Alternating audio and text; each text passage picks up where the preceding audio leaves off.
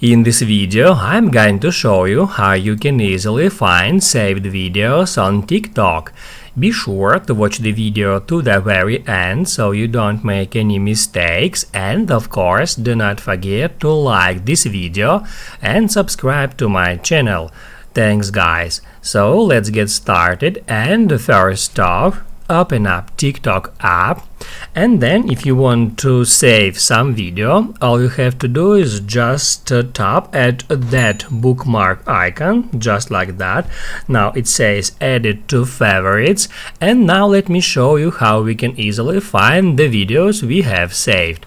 All we have to do is go to our profile, and then towards the middle of the screen we can easily find that bookmark icon. We can just tap on it, and that will show us all the content we have saved on TikTok, including videos, collections, sounds, effects, places, comments, questions, hashtags, and products.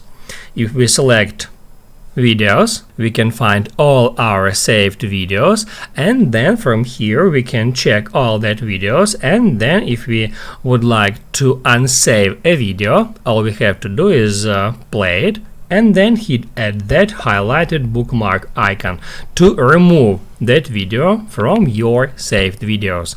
That's how it's done.